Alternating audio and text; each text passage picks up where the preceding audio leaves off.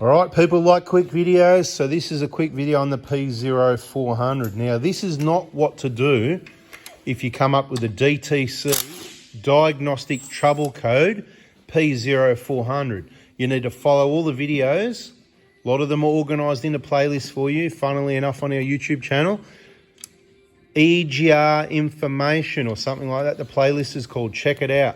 Search our videos, P0400, see what comes up, because you need to check and make sure that you put these vacuum lines on the right way, the pink and the yellow, or the ones down underneath here, the green and the white, and all the things you worked on that you stuffed up is what probably caused the problem. Now, if you did everything right and you've checked everything, there could be some issues, and I'm not going to talk about those in this video because people want a quick video. So if everything's right, what could be happening is your EGR cooler could be getting blocked up. Right now, a lot of people have got the plate with a 7mm hole down in there, and you have a look in behind there. This one, I think it's in there, but who knows, right? And that reduces the flow of gases into the EGR cooler here, and in here's where it all cools down. But because it's too hot, funnily enough, it's a bit of a joke. Let's be serious in this video. Stop joking around, all right? So we've got nice cooled, intercooled. We wanted to cool it down, we put it through an intercooler, but we also want to add some dirty hot exhaust gases that's unfiltered.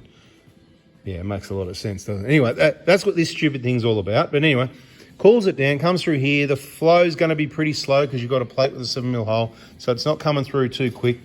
Your intake system's here, that's what goes down into here, and you can see, hey, it's not all caked up because, like I said, it's got a 7mm thing in there. Anyway, so this one's not caked up. But what can happen, because you've still got the oil in the intake, right? The intake system going down into here. There's a small amount of oil in there, not much, and it's good because it helps clean things and it helps lubricate things, but it does cause a bit of a problem still because right at the bottom of the EGR valve here, it doesn't actually open. And I'm talking about vehicles that they still open, if you know what I mean. So I don't know if you picked that up. There's a bit of talk about 7mm and 0. So once you go to 0, well, that doesn't open up anymore, right? But for the ones that do open up, and you've got a 7mm, there's not much flow going on here. And the point is, so the small amount of soot that's trying to get out this hole is getting a bit of oil on it from the intake. And what can happen, the bottom of the EGR valve and this area here into the EGR cooler could start to get blocked up. I've seen them worse than this one. I'll turn the light on, we'll have a closer look. Always better with the light on. Hey, you got a little flat blade screwdriver there, please? Right, so what I want to show you, right? Yeah, that'll do, anything will do. Whichever one you want to end up all black and dirty. See all this stuff? See all this crusty stuff sitting there? Look at those rocks there. You really want this stuff going through your engine, don't you? Look at that, right? You want that going through your engine, don't you? Well, that's normally what's in there, people. Anyway, point is, I don't care what's in here because 0, and you know, normally what would be flowing out of there. Right, look at all that stuff. There you go, you can have that back, there you go. Just having a bit of a muck around. This thing's about to get cleaned out regardless. And what I'm gonna talk about, I've talked about it before, but not that much, about what you can do to, because people talk about EGR deletes. Stop talking turning the ECU, setting the EGR, opening to 0%, and EGR delete, because you haven't deleted anything. When you take this box out, you've done an EGR cooler delete because you've deleted it. When you change software, it's not an EGR delete. Just speak properly, please, right? So this thing's going to get all cleaned up, even though I don't need it, let's just say. In this vehicle, this car doesn't need it, right? Am I in your way? Sorry about that. So you've got the exhaust gases going through here. Let's just call it your intake system because it's going into your intake system if your valve opens. And then you've also got coolant going in here. That's the cooling down system, heat transfer, right? It's a heat exchanger. And if there's a perforation, which is rare on the 1KDs, it's quite common on the 1GDs, but that's a different story. Watch the videos. I think there's a whole 1GD playlist there as well, isn't there? Anyway, there's coolant here, goes in there. If you've got any sort of perforation or holes inside, the coolant gets the intake, and that's bad news as well. But guess what? If you've got 0, then nothing can get from out this hole into your intake, which is kind of good if you... So people talk about deleting this. I've had vehicles over the years come in the workshop with this missing, with a plate at that end and a plate at this end, and throw in engine lights and all that. If you can do that if you like. You're going to need to set your ECU to 0%. John, need a hand. 0%, right? John takes care of that. Just if you anyone who's in the zoo watching videos, keep watching the videos. You need to put all the pieces together. This is just one more piece of the million-piece jigsaw puzzle. There's so many more pieces to come, all right? So this thing, I'm going to clean it up.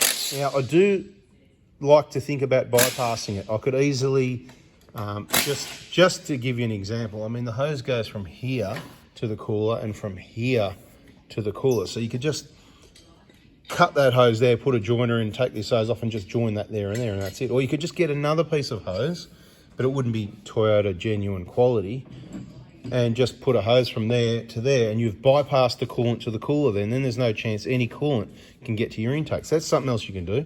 You can get rid of this if you want, but I don't know who's checking. But if anybody has a look and goes, hey, where's that? They might go, hey, that's not roadworthy. That's not how this is meant to be. And people get these fancy blue things or red or pink or yellow or green.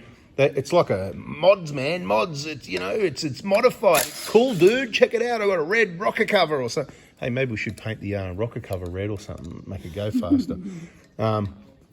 Anyway, point is, right, you get the picture, right? You can get rid of that. You can bypass all this. You can easily put a hose from there to there. But for me, I'll probably just leave it there. Now, nothing's going to be flowing through there, but unless I put a full blank plate up this end here. There's something that I forgot to grab, actually, because I was thinking about that. Up that end there. And then nothing's coming into here. But, so that's kind of good, I guess. But even with a 7mm, not much is coming into here anyway. I'm just more concerned if it's not flowing, how much heat's going to build up in here.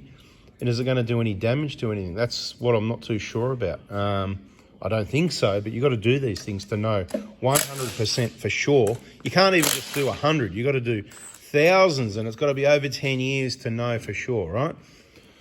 Blah, blah, blah. Just waffling here. So if you've got a P0400, and you've checked absolutely everything, including your EGR sensor hasn't got dust or it's sticking, your valve's not sticking, your vacuum lines aren't off, all the things we talked about in the other videos, then it could just be getting blocked up here. So pull your EGR valve off, might happen to you every few years, and just do what I do with your vacuum here.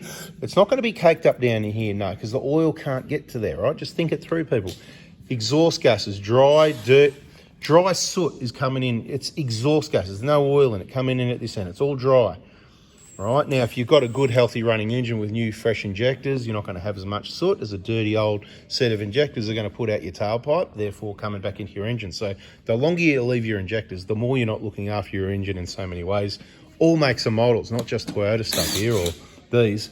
Point is, it's only going to be caked up here. So you get your little screwdriver, you borrow your screwdriver off Johnny here, and you clean it all up, make it dirty, and then give it back to him, and get your vacuum, vac it all out, scrape.